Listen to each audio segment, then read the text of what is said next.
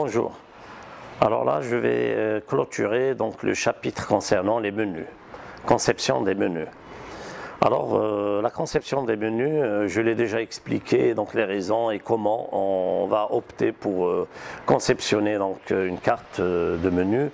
Mais j'aimerais dans cette intervention mettre le point et l'accent sur deux choses essentielles. Le client. Qu'est-ce que le client a besoin? Qu'est-ce que le client y cherche? On va passer au deuxième point. Alors le deuxième point, c'est aussi connaître les performances et les compétences de la brigade et de l'équipe qui va travailler. Alors supposons que je connais les besoins de ma clientèle, normalement c'est là où je dois passer à l'embauche du personnel pour que le personnel soit qualifié pour répondre à l'exécution des besoins. Par exemple, les clients ils désirent une cuisine asiatique. Eh bien, il faut que j'embauche une équipe qui maîtrise et qui cuisine très bien en service comme en salle pour mieux commercialiser les plats asiatiques. Alors, dans le cas où j'ai du personnel qui a été déjà recruté, je ne peux pas recruter une autre équipe. C'est-à-dire, quand même pendant l'aménagement de votre restaurant, faire appel à un expert ou deux experts qui vont former votre équipe, un en cuisine et un en salle, pour que votre personnel soit performant et pour que le personnel puisse exécuter donc la carte qui sera mise à la disposition de la clientèle. Combien je dois mettre de plats dans la carte, combien d'entrées, combien de suites, combien d'hors d'œuvre, combien de desserts. Là, je vous recommande d'être réaliste. Réaliste comment? C'est-à-dire, quand vous mettez une carte à un client, il faut viser deux éléments essentiels. Un, c'est éviter de dire non. Je ne peux pas vous servir ce plat parce qu'il n'y a pas eu de mise en place ou parce que les articles qui ont été mentionnés ne sont pas sur le marché. Donc il faut toujours, ce qui est écrit sur la carte, que ce soit menu, que ce soit carte, une fois le client le demande, il faut l'exécuter. Très important. Deuxièmement, c'est bien sûr, est-ce que vous avez une brigade, est-ce que vous avez du personnel assez performant pour exécuter toute la carte? Parce que des fois, on peut se retrouver des cartes à 3 pages ou à 4 pages, donc il y a plusieurs préparations, et vous n'avez que 2, par exemple, cuisiniers ou 3 cuisiniers. Alors imaginez la salle, elle est pleine, avec 2 ou 3, est-ce qu'ils vont pouvoir exécuter l'ensemble de la carte et l'ensemble des bancs qui seront donc les commandes qui seront prises en salle? D'être réaliste. Un, par rapport au personnel que vous avez. Deuxièmement, par rapport à ce que vous allez mentionner sur la carte, est-ce qu'il est disponible toute l'année sur le marché ou pas? Troisièmement, c'est l'efficacité du travail et la rapidité d'exécution des préparations. Alors ce sont des facteurs clés très importants avant même de se lancer, de mentionner tout ce qu'on a envie de faire.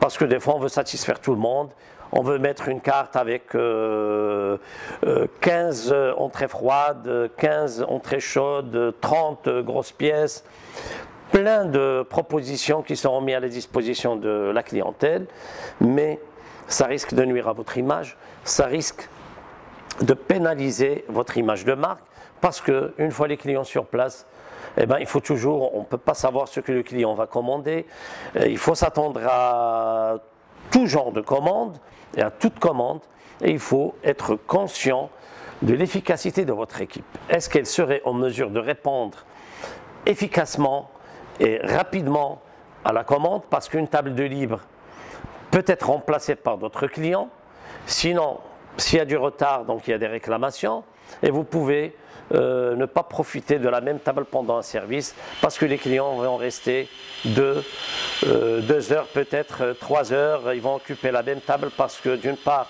vous étiez très lent et d'autre part vous n'avez pas pu exécuter rapidement la commande qui vous a été effectuée. La conception des cartes, la conception des menus est une tâche très particulière. Il faut prendre le temps de bien rédiger, de bien voir les fautes d'orthographe et surtout une carte qui soit opérationnelle. Exemple, si vous avez des clients de passage qui sont rapides, là il faut veiller à mettre une carte rapide, une carte Par exemple, vous êtes situé à côté des facultés, à côté par exemple des étudiants, ils n'ont pas beaucoup de temps et ils ont un portefeuille réduit, donc ils cherchent la rapidité et ils cherchent des propositions, des formules rapides. Donc là, il faut que la carte réponde à ce genre de client. Vous êtes sur un site touristique, le client il va prendre son temps, par exemple, vous avez de l'animation en salle, donc vous savez que le client il aura assez de temps parce qu'il n'est pas venu dans votre entreprise uniquement pour manger, mais surtout pour l'animation, pour la décoration, pour prendre le temps, etc. Alors là, vous pouvez faire une carte, même assez longue, gastronomique, culinaire, mais parce que vous avez une clientèle qui cherche ça. Donc très important d'identifier votre client, d'identifier le besoin du client, de mettre en place tous ces éléments que j'ai cités dans la première intervention, deuxième intervention, pour mettre en place une carte, enfin, qui représentera donc l'image de l'entreprise en termes de qualité et en termes aussi d'efficacité et d'image de marque de l'entreprise sur ce que vous allez présenter. Toujours éviter de dire non au client, on n'a pas ça, on ne peut pas vous servir ça. Ça nuit à l'image dans l'entreprise. Tout ce qui est mentionné sur votre carte, toute proposition que vous faites, il faut vraiment honorer vos engagements et il faut satisfaire la clientèle. Alors j'espère que cette intervention rapide concernant, pour clôturer donc les menus, vous a été donc très utile si vous voyez les 3 interventions. C'est ce qu'il faut comprendre concernant la conception des cartes et surtout la conception des menus.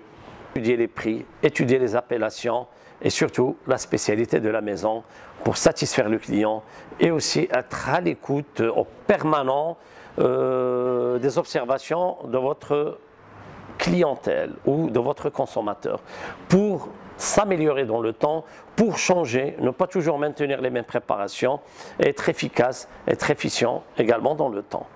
Merci, à la prochaine intervention.